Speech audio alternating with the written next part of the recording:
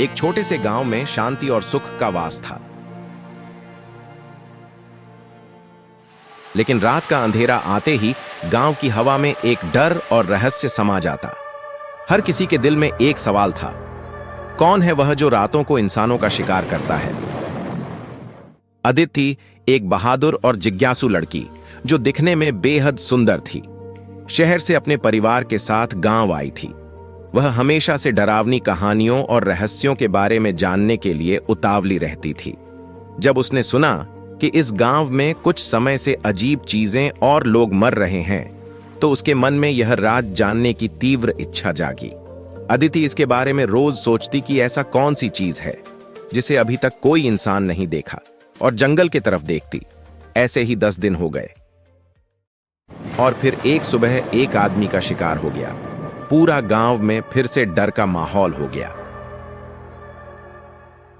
अब अदिति से रहा नहीं गया और वो जंगल जाने के लिए ठान ली। एक रात जब चांद का उजाला भी धुंधला था, अदिति अकेले जंगल की ओर बढ़ी। जैसे ही वह जंगल में दाखिल हुई, एक भयानक दहाड़ सुनाई दी। अदिति का दिल जोर जोर से धड़कने लगा, लेकिन वह रुकी नहीं, चलते रही। अंधेरे में अचानक एक विशाल भेड़िया सामने आ खड़ा हुआ। अदिति उसे देखी तो पूरी तरह से डर गई, लेकिन हिम्मत करके खड़ी रही और उसके तरफ देखी। उसकी आंखों में कुछ ऐसा था जो अदिति को अंदर तक महसूस हुआ। वह भेड़िया बस शिकार करने नहीं आया था, बल्कि वह एक दर्दनाक कहानी को अपनी आंखों में छुपाए हुए था। अदिति भेड़िया से पूछी, तुम गांव वाले को क्यों मार रहे हो? भेड़िया ने अदिति से कहा, तुमसे मिलने के बाद मुझे समझ में आया कि मैं सिर्फ एक शिकार नहीं, बल्कि एक भटकती आत्मा हूं जो एक अधूरी प्रेम कहानी का शिकार है। वह भेड़िया कभी इंसान था, लेकिन एक खूनी प्रेम कहानी ने उसे भेड़िए में बदल दिया। वह अब भी उसी अतीत के दर्द में जी रहा था। उसके भीतर एक खौफ और पछतावा था। भेड़िया की कहानी सुन के अदिति को समझ में आया कि यह भेड़िया कोई राक्षस नहीं, बल्कि एक टूटे हुए दिल का रुकावट था।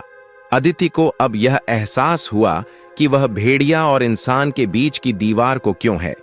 वह उसे अपनी प्रेम कहानी को पूरी करने के लिए मदद देने का विचार करती है, लेकिन इस फैसले में बहुत जोखिम था।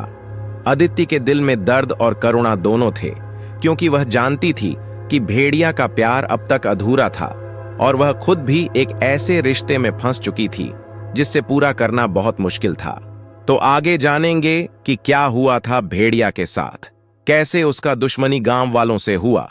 Subscribe channel.